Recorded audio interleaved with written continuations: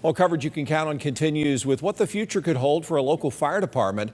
The Wagener Town Council discussing the recent upheaval at their meeting tonight. Graham Lee was there. It started out as a civil meeting, but things got heated when city leaders opened the floor to public input. 11:56 p.m. last night to me as an employee of the town.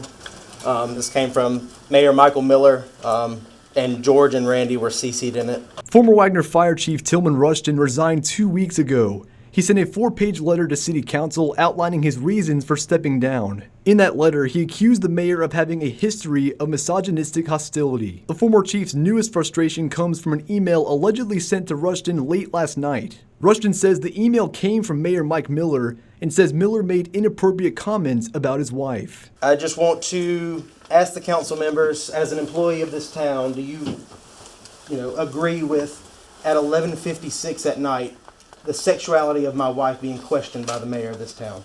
We talked to Mayor Miller last week, and in that interview, he said he's not misogynistic. I can personally tell you, not only does he hate women, he threatens them, he corners them, he is violent. If he ever gets an inkling that you're not supportive of him, or if you ask questions, or if you go against the grain, you automatically become enemy of the state. City leaders also looking at the contract between the fire department and the town, which Aiken County Council voted to terminate 2 weeks ago.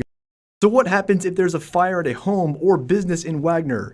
Mayor Miller confirmed local fire departments will support the town for the time being. But with the fire department soon becoming its own entity, the interim fire chief recommends that citizens not have to pay fire fees for the next 5 years. As a resident of the unincorporated areas in District 16, I am not for the provision, the ordinance that they're trying to run through now.